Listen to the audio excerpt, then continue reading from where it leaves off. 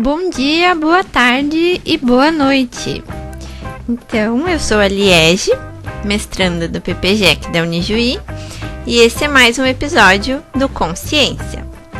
Hoje, uma manhã fria de junho, estamos aqui para falar sobre um tema extremamente importante: a educação ambiental e os desafios da crise climática.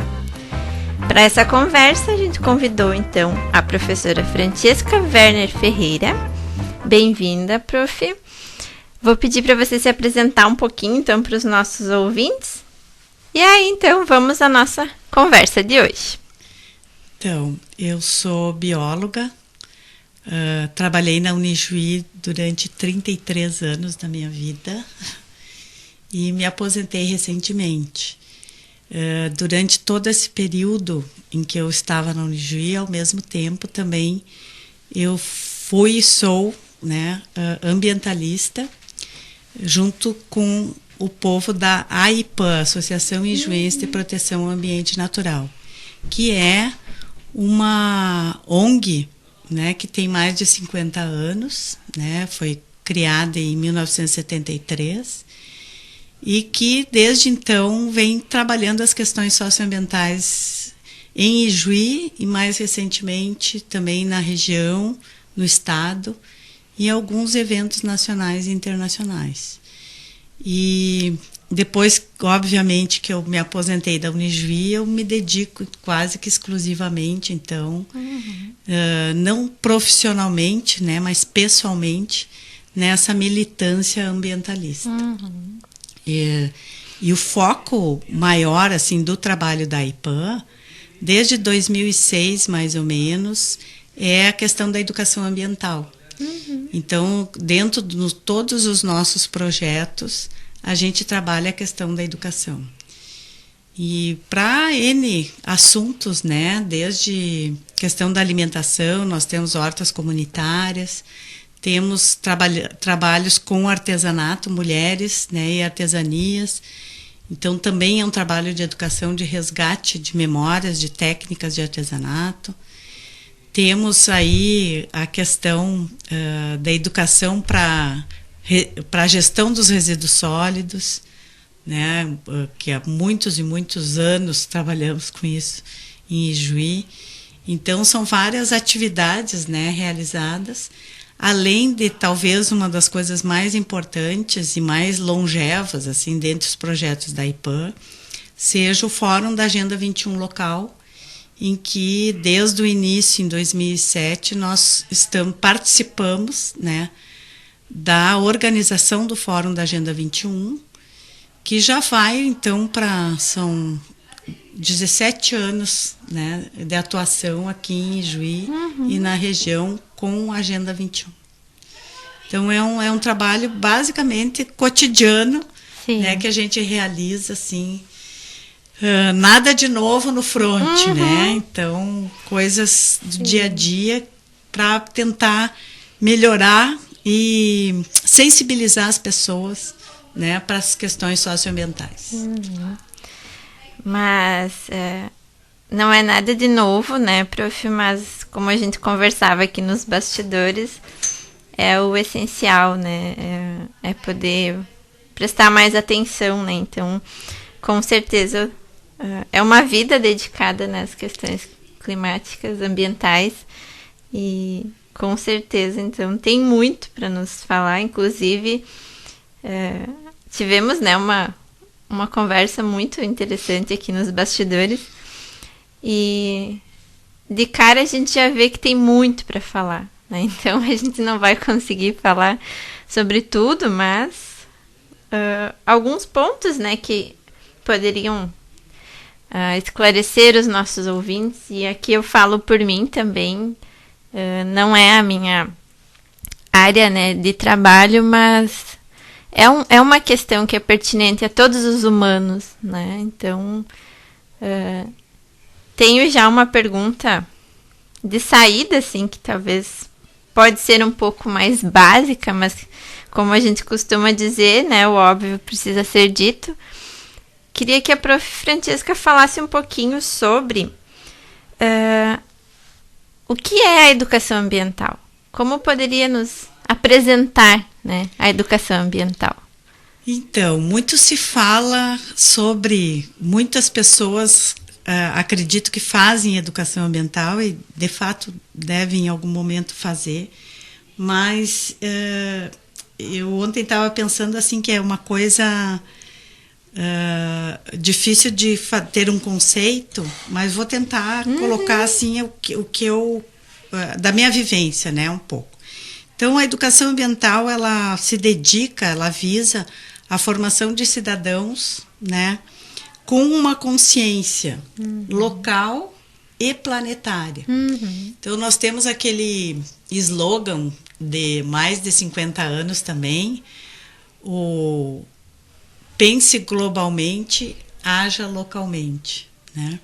Então, todas as nossas ações nos locais onde a gente tem vivências, onde a gente trabalha, estuda, etc., eles acabam tendo, sim, impactos em âmbito planetário, em âmbito regional e em âmbito planetário. Os nossos hábitos, né, tem tudo isso e a gente acaba reproduzindo uma série de coisas.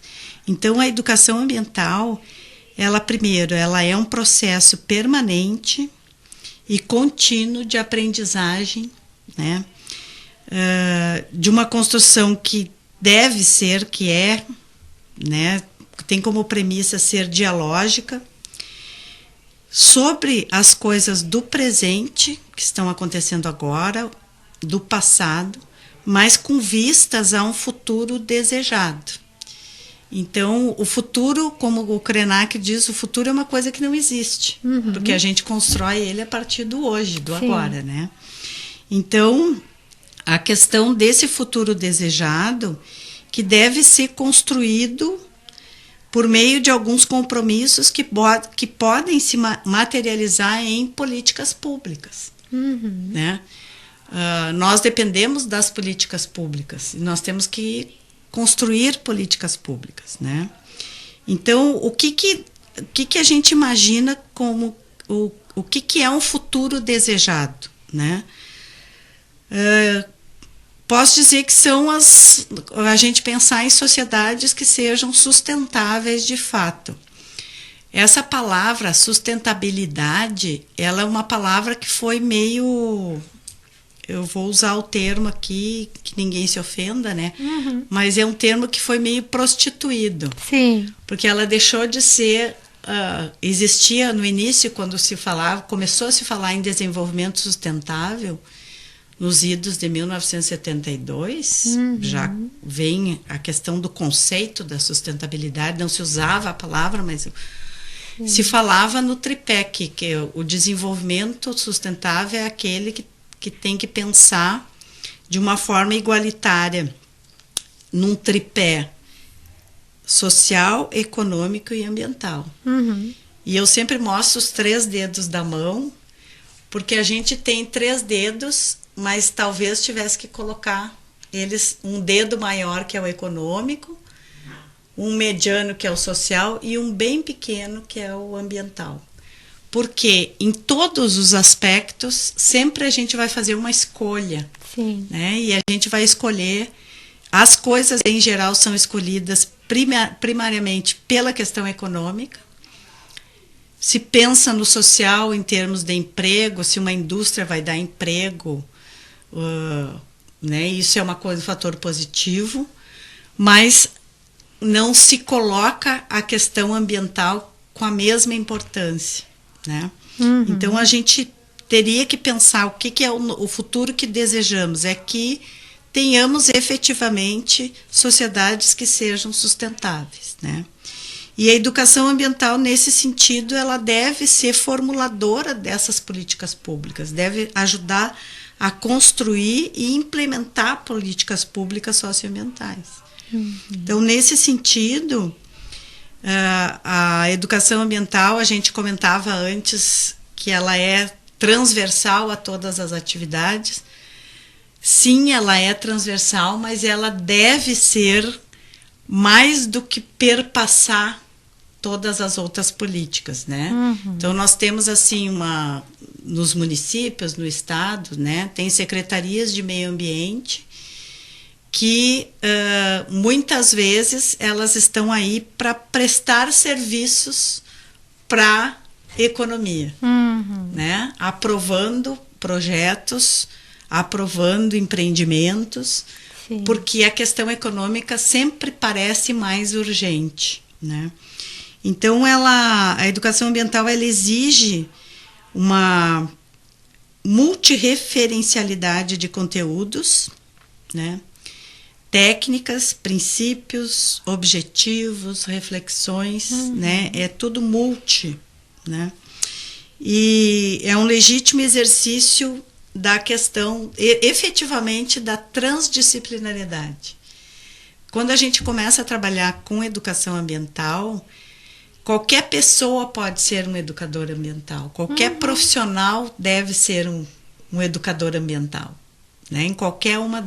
A tua área é a psicologia, sim, né?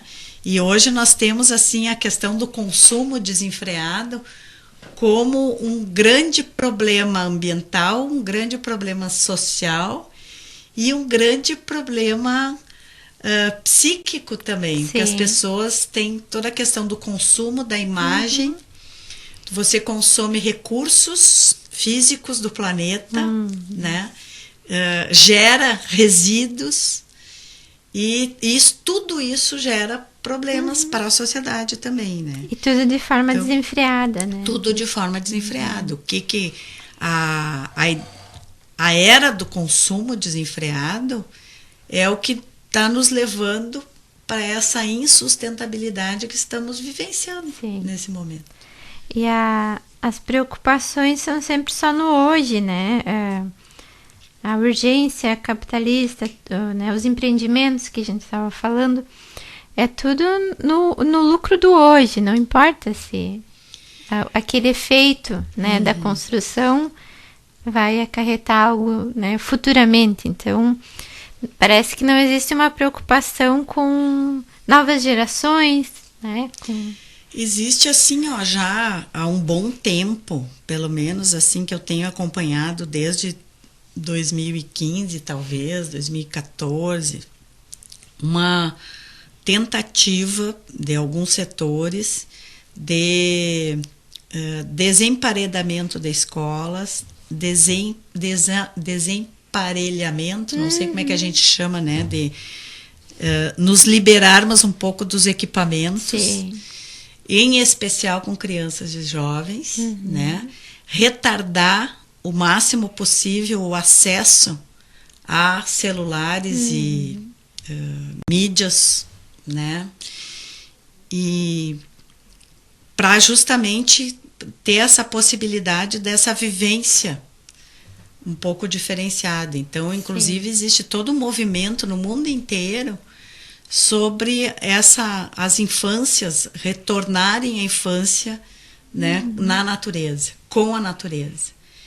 Então, desde a questão do layout, né, da arquitetura das escolas ser uma arquitetura mais acolhedora, inclusive trazendo os benefícios climáticos locais, por exemplo, de ter uma escola com muitas árvores, com pátio, com áreas que sejam permeáveis, com locais onde as crianças possam efetivamente não só estudar, mas também o brincar, que é uma parte da sua formação, e essas escolas poderem, esses espaços para crianças serem os mais naturais possíveis. Mas, ao mesmo tempo, a gente sempre tem o apelo daquilo que é do efêmero, né? Daquilo que é o muito colorido, muito bonito. A exemplo da nossa Praça da República, por exemplo, que agora temos um parquinho de plástico, sim, com grama artificial. Em que não suja, né, prof? Que é não tudo suja, tão limpo. Entre aspas. Né? Não suja a criança, né? Mas o mundo que se vira. Onde a gente vai ter, de qualquer forma, os animais que estão ali pela praça vão estar ali igual, sim, né? E que eu não sei para quem já jogou futebol numa quadra com esse piso artificial, né? Quando cair, queima e dói. Mais do que na areia, mais do que na grama. Então, efetivamente, são escolhas, né? Sim. E são escolhas, no caso, né, desse exemplo que a gente... Porque também não foi dialogado com ninguém, Sim. né? Esse exemplo que foi colocado pelo poder público é termos essa dificuldade, né, de políticas públicas dialógicas que consigam dialogar com a sociedade. Sim. Então a gente tem, de repente, uma imposição de um modelo, né, que não dialoga com a sociedade. Sim. E essa sua fala sobre a infância, para mim, é bem nostálgica, né? Porque eu sempre fui aluna do ensino fundamental todo do IMEAB, né? Então, tinha o bosque, tinha a horta, tinha a fazenda, né? E brincava no Bosque dos Capuchinhos na infância também, né? Então, como isso fica ameaçado, né? Para as próximas infâncias. Sim, sim. E a possibilidade da gente... Porque não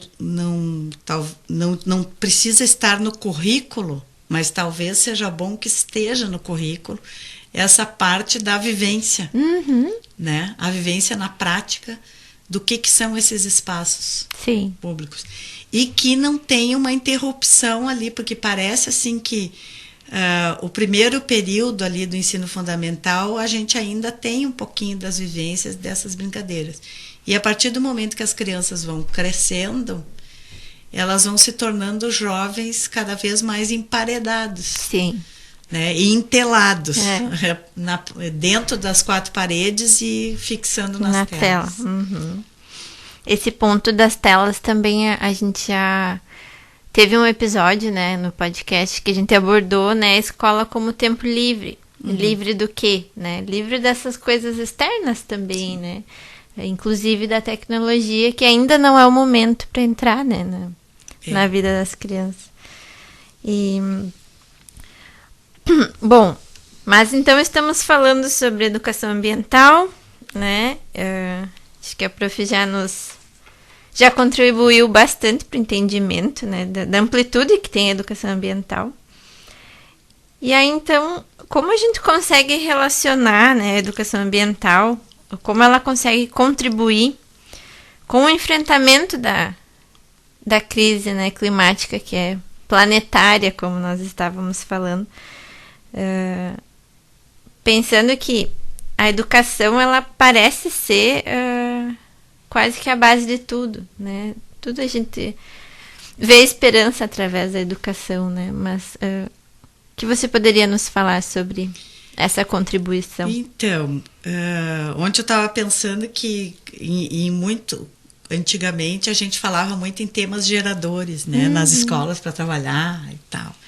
E eu acho que o grande tema gerador atual é a crise climática. Sim. Então hoje a gente tem um campo para trabalhar e inclusive questões assim do conhecimento, né, que construído aí pela humanidade através da ciência e também um pouco do resgate da sabedoria ancestral, né?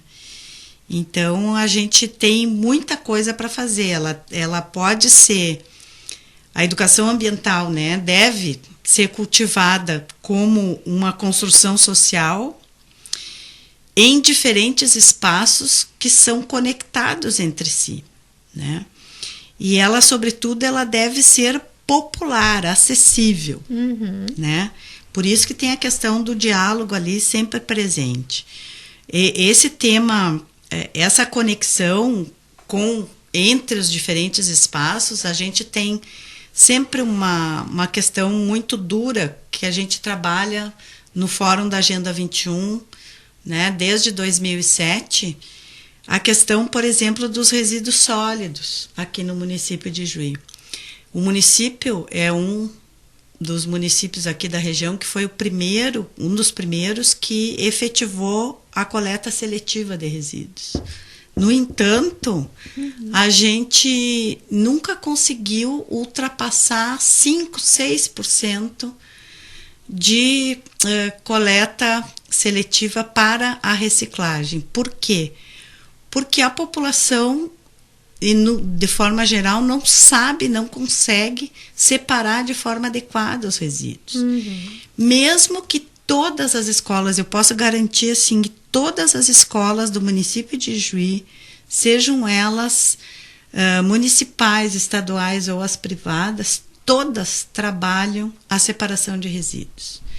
Então, em todas as escolas, a gente enxerga aquele kit que aqui na Unijuí tem, né, de pelo menos 5 recipientes, sim, ou pelo menos 2 na sala de aula para lixo seco reciclável e lixo não reciclável, né?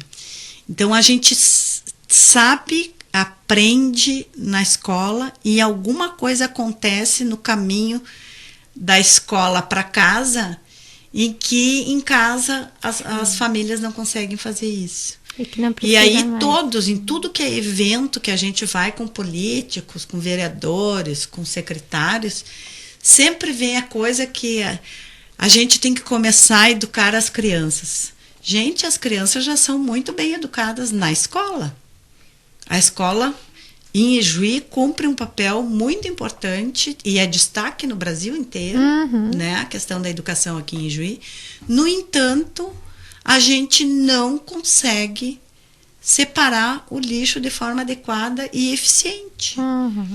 Então, o que falta? Falta educação nos outros espaços que não os escolares, ou uma continuidade, que a escola possa sair então dos seus muros e ir para a comunidade fazer esse trabalho, e que seja reconhecida, né, como capaz, né, de construir esse conhecimento, de ajudar na percepção das pessoas em relação à gestão do seu resíduo, porque o lixo é uma coisa muito pessoal, cada um produz o lixo, tem dono.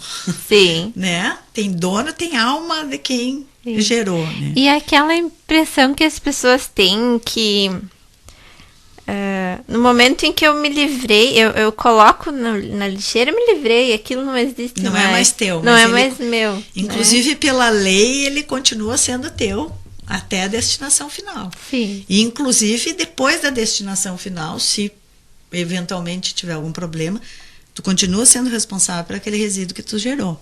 Claro que falando isso em termos de pessoa jurídica, sim, e talvez não pessoa física, mas a gente tem outros espaços, né, para além das escolas, em todos os níveis, né? E nós ainda temos, então, 17 anos já de política pública de coleta seletiva de resíduos, e nós não conseguimos avançar em termos quantitativos. Varia assim um máximo de 6% dos resíduos serem coletados de forma que vai para as associações de catadores. Só que quando chega lá, tem meses que 60% do resíduo que chega na ACATA, por exemplo, ou na RL6, é um resíduo de 5ª categoria, que não consegue ser comercializado porque ele está sujo. Então, se as pessoas, quando vão tomar um leite, não conseguem lavar a caixinha do leite para colocar separada, porque talvez seja um exercício para todas as pessoas vivenciar um dia de catador, né? Ir lá na associação de catadores e trabalhar junto com aquelas mulheres, junto com aquelas pessoas, para vivenciar o que chega lá, né? Então, a gente já fez isso no Fórum da Agenda 21 e foi esclarecedor e sensibilizador, porque para além da educação a gente tem que sensibilizar. A gente, quando cai a ficha, né, todo mundo sabe que o cigarro faz mal, né? Mas a gente tem médicos que fumam, sim, por exemplo. Quem melhor do que o médico para saber que aquilo faz mal? E, no entanto, a ficha não cai, porque ele não está sensibilizado para aquilo. Em termos de sociedade, a sociedade tem que assumir para si que essa é a função, né? Então, nós temos aí um gasto anual de 8 milhões de reais com a gestão dos resíduos no município e, sei lá, mais de 80% dos resíduos vão ser enterrados num outro município, né, num aterro licenciado dentro dos conformes, mas onde está tudo misturado. Sim. E a gente perde um monte de materiais que poderiam ser renda para outras pessoas, poderiam diminuir a pressão sobre os recursos naturais. Então, a gente tem essas questões, né? Em relação bem específico à questão climática, estou falando aqui de lixo, né?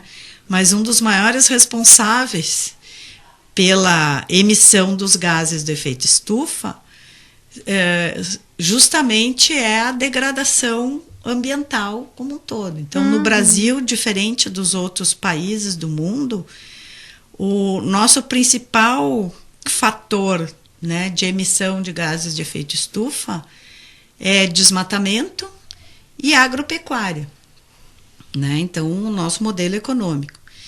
Os outros países maiores geradores de gases de efeito estufa, Estados Unidos, China, Rússia, né? O Brasil é o quarto emissor.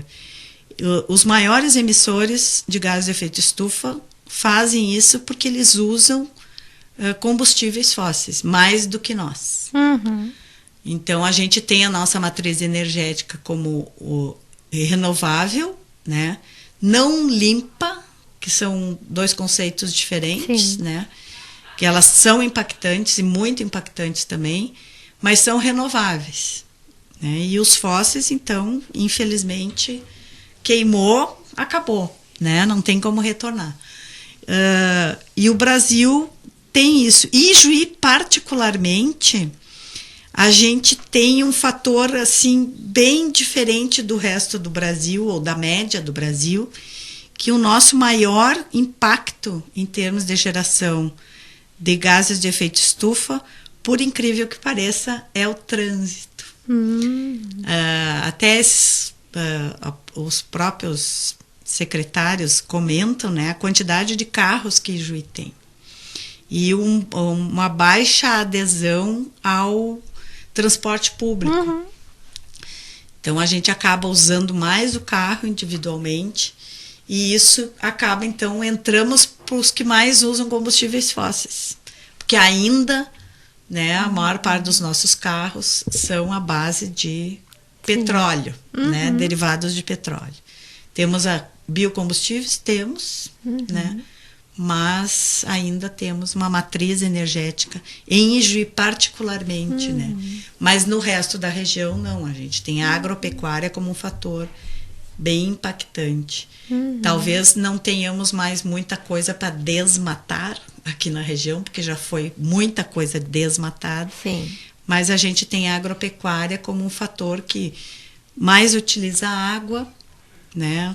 Acima da média nacional, e que traz um impacto em relação ao clima, porque todo o processo da agricultura ele é mecanizado, carbonizado, né? Gerador de carbono, mesmo com toda a produção, né? Que o nosso principal produto, a soja, é utilizada para biocombustíveis e ração animal, mas de qualquer forma a gente tem um impacto significativo que a gente poderia, quem sabe, melhorar, né, através de práticas culturais diferenciadas e com vistas a uma sustentabilidade ambiental também. Sim.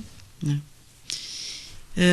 Acho que talvez a gente possa pensar que a educação ambiental, nesse sentido, ela deveria, né? Não sei em que tempo a gente usa o verbo, mas trabalhar as questões assim com uma permanência maior de determinadas coisas que sejam feitas para durar, né? E que a gente tenha então educação nesse sentido, né? De valorização e transformação do lugar onde a gente mora, começando pelo lugar, que pode ser a tua casa, o teu bairro, a tua escola, a tua cidade, né? E que tenha a adesão. Então, por exemplo, desde a questão da separação correta dos resíduos sólidos, né? A questão hoje se fala muito das cidades esponjas e dos espaços verdes como para possibilitar a melhor absorção da água, né? E o não escorrimento da água. Então, a valorização do que não seja asfalto. Sim. Né? Nós tivemos ali, eu moro num bairro aqui próximo da universidade, em que durante muito tempo a gente optou por não ter asfalto no bairro. Agora temos a linha do ônibus, que tem asfalto, mas existe um clamor assim pelo asfalto, pela velocidade. E, no entanto, a gente talvez tenha que resistir e não colocar asfalto. Né? Para possibilitar, é um dos locais, né, que tem maior quantidade de verde. Né? Nós temos banhados, que são as esponjas naturais. Sim. É uma tecnologia natural que tem milhões e milhões de anos, já comprovada a eficiência, né, para períodos de enchentes e estiagens, né, como reservatórios de água, como filtradores da água, e que talvez a gente tenha que reconstruir banhados, é uma indagação, e ter uma sensibilização, né, para as pessoas que hoje... Tem pessoas, por exemplo, que vendem terrenos em cima de banhados, talvez de má fé, no sentido de que quem vai comprar um terreno para construir a sua casa não vai poder, pela lei não poderia construir, embora a gente tenha muitos casos que possibilitam essa construção, e depois que está feito, quem é que vai desmanchar uma casa? Então, ter esses cuidados que a gente tem enquanto cidade, né? Nós vivemos aqui. Nós temos uma sensibilidade muito grande com os incêndios no Pantanal, que estamos vivenciando isso de novo, todo ano a mesma coisa. E uma sensibilidade muito grande com a seca na Amazônia. Mas temos quase que as mesmas coisas aqui em períodos diferentes.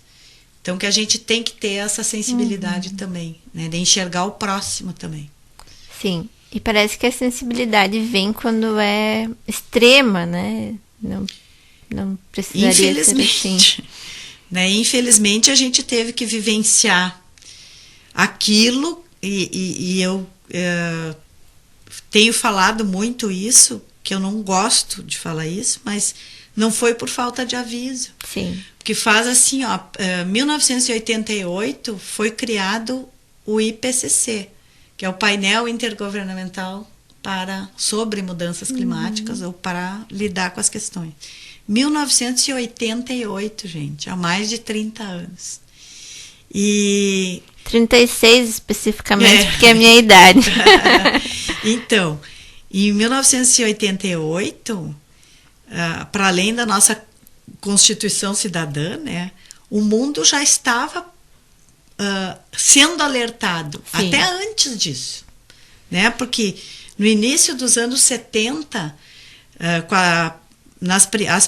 a primeira Conferência Mundial sobre Meio Ambiente em Estocolmo já gerou um relatório que só foi aprovado 15 anos depois, né, em 87, que falava o nosso futuro comum, e que já colocava essas questões, né?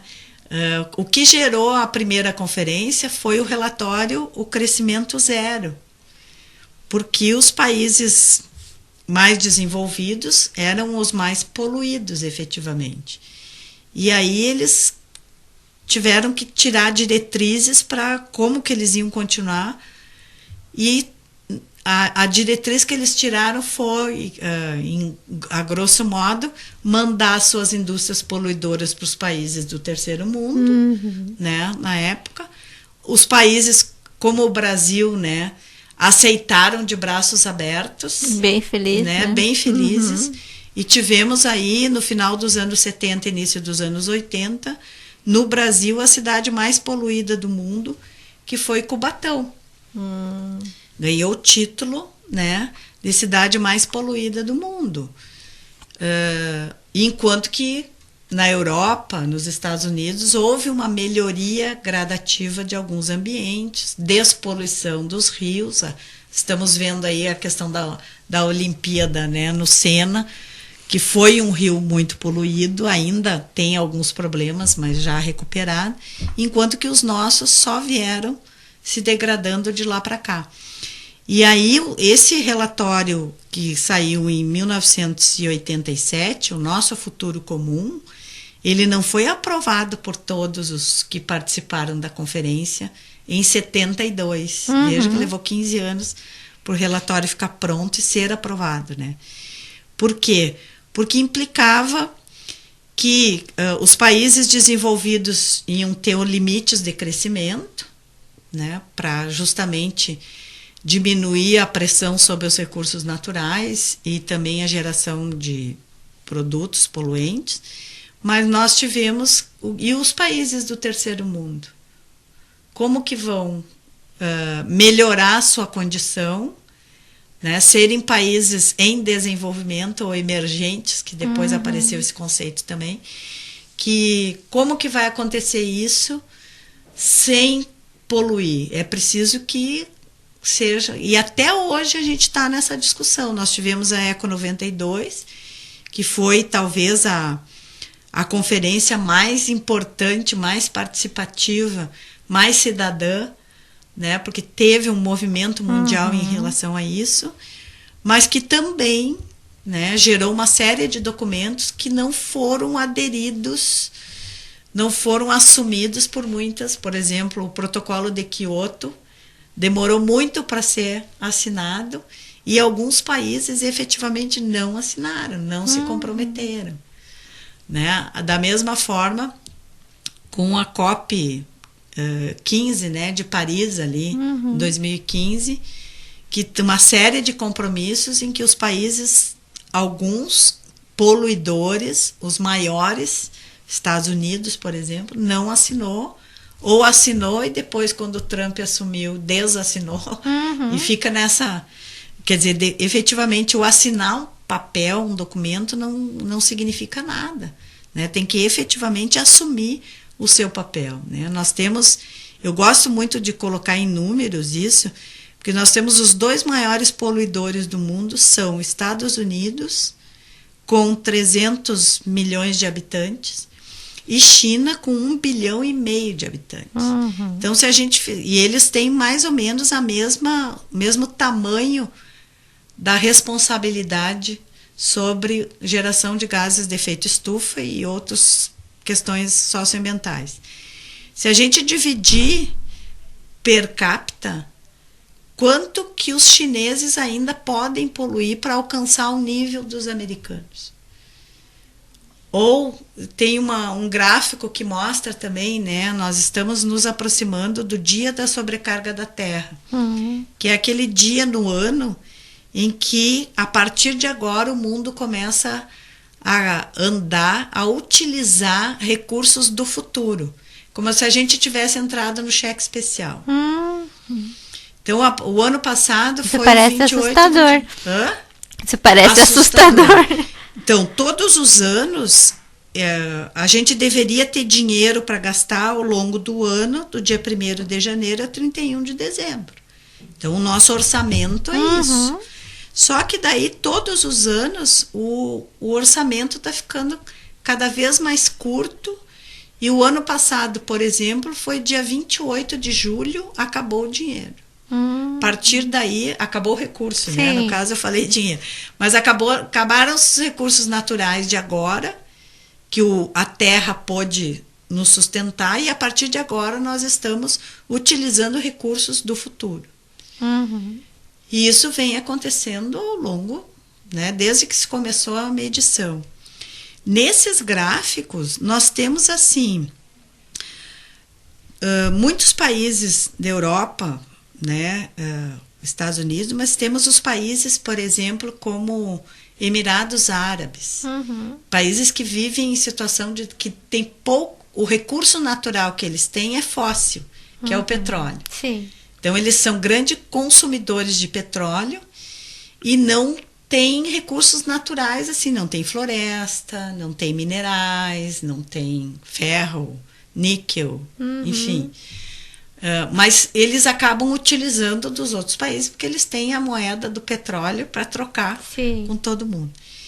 E aí a gente tem muitos países da América do Sul, o Brasil está lá pelo meio, apesar de sermos o quarto em geração de gases de efeito estufa, em termos econômicos, sociais, e nós ainda temos uma grande reserva de recursos naturais, que é a nossa moeda, né? A nossa garantia para algumas coisas.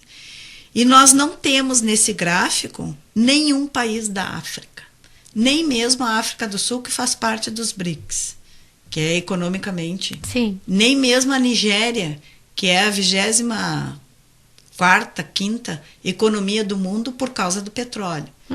Mas é um país que vive absolutamente o contraste da extrema riqueza para a extrema pobreza, né? Não existe a classe média lá, né? Pouquíssimos muito ricos e muitos muito pobres. Então nós não temos nenhum país africano nesse gráfico, porque os países africanos não consomem recursos o suficiente para entrar nessa conta. Sim. Sabe? Enquanto que outros países, assim, tipo Bélgica, Suíça, ou mesmo, né, Emirados Árabes e aqueles lá, são países não tão grandes, mas que têm um consumo absurdo, né? Dubai, aquele luxo todo, tem um custo ambiental, social e ambiental muito grande para o mundo inteiro. Estados Unidos, a forma de consumo com que os americanos vivem, né, é um consumo que consome o planeta, né, de certa forma. E a gente tem, então, em âmbito local, nós temos pessoas, né, que vivem como se estivessem no primeiríssimo mundo e pessoas que ainda vivem como se estivessem, né, nos países da África. Será que os países da África, ou essas pessoas, né, não têm direito a construir a sua vida de uma forma mais digna, mais cidadã, mais sustentável? Enquanto uns vivem na sua cobertura, na sua mansão, outros vivem, né, na favela, num sistema que não trata. Então, a educação ambiental trabalha com todas essas questões, né? Sim. É muito importante a gente ter em mente, né? Sempre se fala em educação ambiental, mas educação socioambiental. Né? O socioambiental escreve junto. São muitos aspectos políticos, né, e econômicos envolvidos, né? E só para comentar, recordando aqui um artigo que a Prof indicou, né, que é Educação Ambiental e Mudança Climática, convivendo em contextos de incerteza e complexidade, do Gustavo Ferreira da Costa Lima, né, de 2013. A gente não vai assim aprofundar, né, o artigo, mas um trechinho que eu separei me chamou a atenção, que ele fala sobre essa crença, assim, esse otimismo, né, que o tecnológico vai nos salvar, né? E na verdade parece o contrário, né? Essa busca pelo tecnológico, né? Uma produção desenfreada e acaba sendo quase o nosso fim. Consumo desenfreado, né? A questão do consumismo. Acho que a tecnologia é uma coisa super importante, né? Que pode salvar de diversas formas. Mas ela não é a salvação da lavoura, gente. A inteligência artificial é muito burra, né? Tenho visto algumas coisas e textos que fala entre o nada e o lugar nenhum, assim, uma coisa completamente, fala tudo aquilo que talvez o algoritmo tenha mapeado e que agradaria o ouvido de algumas pessoas, mas não tem significado. Né? Não tem.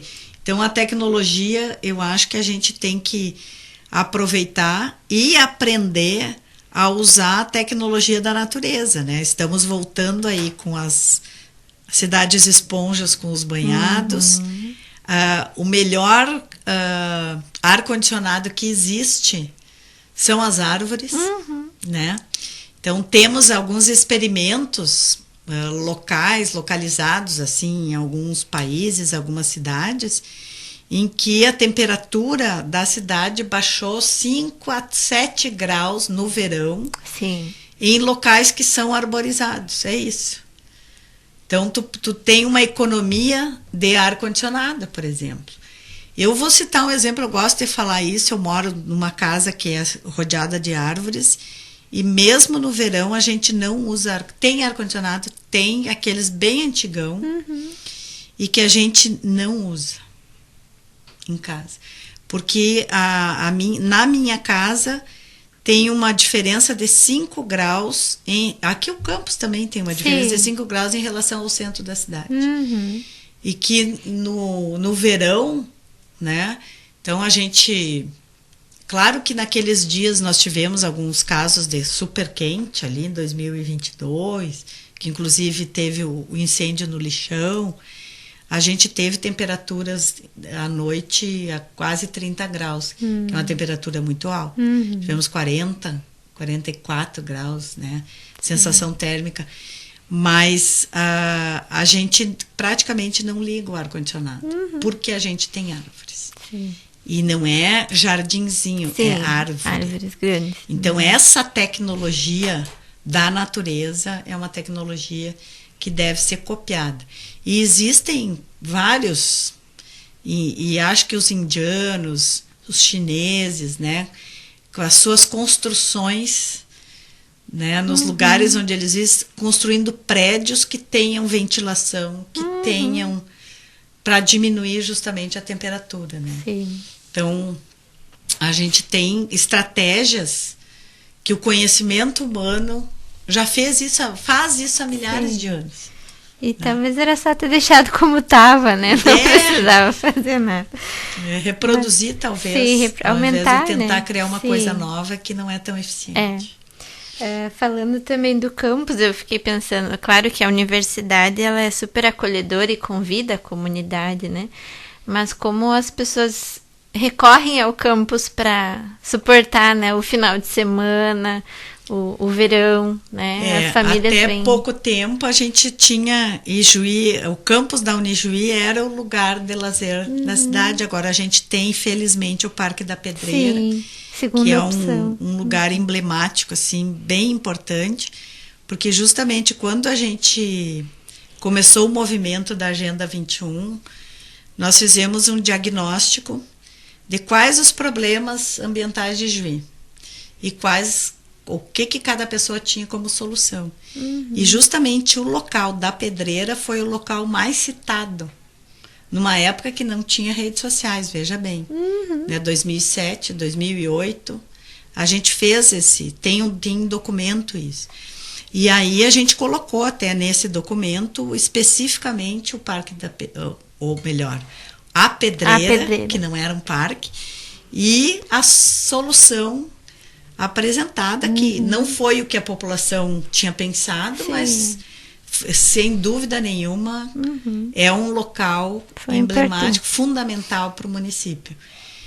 Num lado do município, do outro lado do município, nós temos praças mal cuidadas, não acolhedoras e também que não fazem parte da comunidade. Porque uma coisa, as pessoas têm que querer vir para o lugar. Sim. E acho que o campus da Unijuí fez isso. Tu falaste, né? Acolhedora. Sim. É um espaço acolhedor. E às vezes a praça não é acolhedora. Né? Ou a vizinhança não se sente dono daquele lugar e impede de cuidar esse lugar. Sim. Então, a ideia de termos cada vez mais espaços verdes é justamente para diminuir o impacto, né, das mudanças climáticas. Né? O que se fala muito, a palavra mitigação está sendo usada bastante, né? Que é justamente essa tentativa de redução de impactos. Sim. E ao mesmo tempo, termos... Ijuí é uma cidade bem arborizada, comparando com outras, mas nós temos locais que não tem árvore. Né? Não sei se... Algumas ruas, assim, que tem fio, uma confusão de fios, e não tem uma árvore. Então a gente ainda tem isso. E temos uma resistência muito grande, em especial no centro, o pessoal do comércio não gosta de árvores. É uma arquitetura, né? Cinza, fria, tudo tão padrão, Limpo, né? entre Limpo, aspas, higienista, né? É, Sim. exatamente. Me senti privilegiada de morar num bairro com bastante árvores e tenho um banhado ainda. É. Sim, é verdade. Mas, bom, prof, acho que a nossa conversa foi Eu só queria muito importante.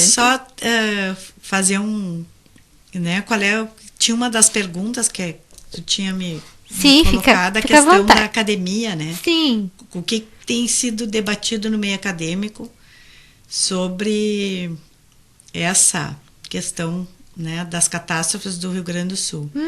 Então eu já falei isso, não foi por falta de aviso, sim, sabe? Porque nós já tinha, desde 1988, já no próprio estado, né, em 2015, o governo federal encomendou um estudo, né, sobre os impactos, e desde 2015 aquele relatório coloca que o Rio Grande do Sul, especificamente, pela localização, é um local que vai ser muito impactado. Então já tinha isso. E isso era de conhecimento das pessoas que deveriam conhecer. Sim. Né? Então isso eu acho que é uma coisa muito importante, que o meio acadêmico se coloque assim, a academia é especialista em fazer diagnóstico e prognóstico, né?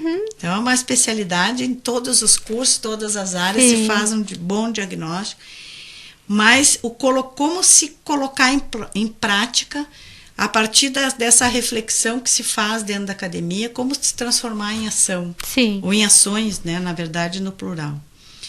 Então, talvez, eu acho que o maior desafio, e que ficou muito claro, é a dificuldade de ter uma comunicação eficiente daquilo que se produz na academia, esse conhecimento da academia, para com a sociedade. Como que a sociedade entende? Como que a sociedade acessa esse conhecimento? Então a gente tem esse vácuo que parece que as coisas ficam na academia. Sim. Né? Então tivemos assim, acho que a reflexão dos eventos extremos, em especial, né, na região metropolitana e da Serra, é que os cientistas já tinham colocado. Mesmo os cientistas sociais, quando falam a questão das ocupações humanas, né? Aqui em Ijuí a gente tem 70 e poucos pontos de risco de desabamento e alagamentos. Então, sabemos onde estão. Sim. Cada um mapeado no mapa. O que fazer com esse conhecimento daqui para frente? Então, o poder público tem esse conhecimento, fez esse diagnóstico, né? Tem uma possibilidade de ter uma ação efetiva com essa população que está nessa área de risco grave. Não é um risco que vai alagar de vez em quando, não, é um risco que toda a chuva vai alagar. Ou perigo de desmoronamento. Então, a academia não faz essa comunicação eficiente. Né? Eu acho que é uma reflexão que a gente deve fazer, e que uma outra questão é que esses eventos todos, elas escancararam as desigualdades. Né? Então, como o evento afeta uma pessoa que vive nos bairros altos da capital, ficaram sem água, sem luz durante alguns dias, mas aqueles que vivem ribeirinhos, né, vivem às margens ali do Guaíba, como que isso afeta cidades inteiras, Eldorado, né, Mussum, aquela região, cidades inteiras que vão ter que repensar se elas vão continuar ali no seu território. Então temos o conhecimento, temos que divulgar esse conhecimento de uma forma que as pessoas entendam. Então, trabalhar essa questão da comunicação, eu acho que é um desafio ainda muito grande para a academia. Sim, com certeza. E aí, falou desses fatores que são conhecidos, né? Já foram escritos, publicados, já foi, né? Transmitido para as autoridades. Mas, ao mesmo tempo, a gente vê erros graves acontecendo, né? Eu fiquei pensando se isso faz parte desse movimento negacionista, né? De não ouvir a ciência também, por não querer pagar o preço econômico, né? De abrir mão de alguma coisa. O que tu acha sobre isso? Olha, às vezes eu acho que existe uma perversidade muito grande, né? Em tudo isso. Tem para além da burrice negacionista, né? E eu acho que talvez essa burrice seja uma perversidade meio construída, né? Eu não entendo assim como é que uma pessoa que tem estudo, né, que se tornou prefeito, político, deputado, senador, consegue, é perverso. Eles ainda, inclusive, não é à toa que muitos ainda são racistas, misóginos, né? Tem o espírito escravocrata ainda, tem, e se tu for olhar, tem muitos que são as mesmas pessoas, né? Então, acho que existe essa coisa do lucro acima de tudo. Eles pensam que vão se salvar, que vai ter uma nave mãe que vai levar para outro planeta, né? Por enquanto, ainda está só no filme, né? Tem só um filme. Mas eu acho que é uma perversidade. Sim. É uma escolha. É uma escolha. Sim. Eu acho que não é simplesmente por ignorância. Sim. Eu não sabia. Como que não sabia? Sim. Né? Tu é o governador, tu é o prefeito e tu sabia. Tinha acesso aos relatórios. Tinha acesso. Muitas vezes a gente teve nos últimos governos negacionistas, né, funcionários técnicos que alertaram, que tem documentos enviados, tudo comprovado, né? Tinha documentos dizendo que as comportas precisavam de manutenção há 5 anos atrás. Então, sim, claramente é uma escolha, né? Falando do filme, prof, vamos encerrar então com a tua dica de filme, pode ser? Temos muitas dicas de filmes. Até eu vou fazer uma propaganda aqui. Fique à vontade. A IPAN tem uma parceria com a Ecofalante Play, que é uma organização não governamental também, de São Paulo, que tem uma plataforma de filmes, né? E todos os filmes da plataforma são centenas, não sei dizer se são milhares, mas é muito filme. Para cada um dos ODS tem muitos filmes. Então, nós temos 17 ODS, tem filmes que trabalham, né, para todos os ODS. E filmes com curtas, médias e longa-metragem. Então, nós temos um que chama, que a gente, inclusive, na Semana do Meio Ambiente, fizemos uma sessão Cine IPAN Ecofalante, lá no museu, com a parceria do museu, com um filme sobre o negacionismo climático, como se criou essa questão do negacionismo climático, né? Como que quem foi que patrocinou essa levante do negacionismo contra a ciência, né? Justamente as empresas do petróleo. Sim, um projeto. Elas ainda têm muito a lucrar com o petróleo, né? É um projeto que foi elaborado e executado. Sim. Assim como a gente tem em outras áreas, né? Então, tem muitos filmes. Se alguém tiver interessado, pode entrar em contato conosco, né? O e-mail da IPAN é secretaria.ipan.org@gmail.com. E a gente está nas redes sociais, né? No Instagram e no Facebook, com algumas atividades, e por ali também dá para entrar em contato conosco. Eu ia anotar aqui, mas vou pegar depois, então, ali nas redes sociais. Isso. Fiquei interessada na plataforma. Tem muitos filmes que vale a pena, desde cosmovisões diferentes da nossa, né? Que falam, né, de povos do Brasil, né? Os povos originários do Brasil, de outros países, da sua visão de mundo, até algumas questões muito parece uma teoria da conspiração, mas ali documentários mostrando que efetivamente foi uma conspiração. Talvez não seja tão imaginário assim, né? Bom, prof, muito obrigada pela tua atenção. Agradeço, né, de coração em nome da equipe do podcast, né, e do PPGEC.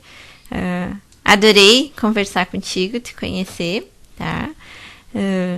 Deixo agora para você deixar uma última palavra que tiver interesse. Eu faço um convite, assim, para que as pessoas queiram participar, se quiserem, né? Nós temos na IPAM diferentes projetos onde a gente trabalha com a comunidade. Então, para além do Fórum da Agenda 21, o Fórum da Agenda 21 é um espaço cidadão onde todas as pessoas que chegam, elas podem falar, colocar, e que ninguém é mais do que ninguém. Por vezes, assim, quando a gente recebe algum vereador, já recebemos, né, ex-prefeitos, né, que chegavam lá e eles tinham o mesmo tempo de fala de qualquer cidadão comum. Então, estamos no mesmo lugar, né, olhando olho no olho. Todo o terceiro sábado do mês, a gente tem reunião do Fórum da Agenda 21. Atualmente, em locais um pouco diferentes. O último foi na Câmara de Vereadores, que foi muito bom, foi sobre a questão climática. Temos também na IPAM, além do Fórum da Agenda 21, alguns projetos que a gente considera que são projetos de cidadania, como, por exemplo, as hortas comunitárias. Então, nós trabalhamos em 2 espaços que são particulares, mas eram terrenos que estavam abandonados, mal cuidados, acumulando lixo, entulho e mosquito da dengue, né? E a gente transformando esses espaços em hortas comunitárias, né? Então, espaços de produção de alimentos dentro da cidade e que alimentos para todos aqueles que vão lá trabalhar, eles podem levar sua alface, repolho, couve-flor, etc. Ajuda. E eventualmente também em alguma ação, né? A gente pode faz doação. Então, nós temos uma parceria muito grande com a Igreja Metodista, que um dos espaços é no pátio da Igreja Metodista, que é no centro da cidade, e eles têm um almoço solidário, né, todo mês, e muita verdura dali da horta foi para esse almoço, né? E as pessoas que vão almoçar também podem levar para casa e tal. Um outro projeto que a gente tem, que é um resgate também da cultura do artesanato, dos artesanatos, porque é muita técnica. Então, também estamos com um projeto aprovado pela Secretaria da Cultura do município, que trabalha em 3 comunidades, a comunidade da Pedreira, do bairro Industrial, e um grupo de mulheres que se reúne lá na IPAM, que é no centro, daí é gente de vários lugares, mas que trabalham com técnicas também de artesanato, reaproveitamento de materiais, né? E uma cultura do construir em grupo, de estar em grupo, né? Que é uma coisa muito importante. Sim. E aí os outros projetos que a gente tem, o Cine IPAM Ecofalante também é disponível para qualquer pessoa, entidade, escola que queira filmes sobre determinados temas. Então, desde a questão da biodiversidade, das mudanças climáticas, né, das infâncias, da educação, poluição, enfim, né, os ODS, todos os Objetivos de Desenvolvimento Sustentável, têm representação ali naqueles filmes, e projetos de compostagem, vermicompostagem, de reciclagem do lixo orgânico. Em casa, a gente faz eventualmente cursos para pessoas físicas, como fazer uma composteira na sua casa. Então, a gente também atende. E demandas, a gente trabalha com muitas demandas das escolas para trabalhar essas temáticas. Agora, das mudanças climáticas, né? Teve um apelo muito grande para que a gente conversasse com os alunos, né? Sim. Então, estamos aí sempre abertos, disponíveis. Legal, vamos... Agradecemos muito esse espaço também. Sim, vamos conhecer então, né, todos os projetos. Bom, esse foi então mais um episódio do Consciência. Agradeço os nossos ouvintes. Compartilhe esse episódio com seus amigos, colegas, familiares. Está disponível então no Spotify. Grande abraço!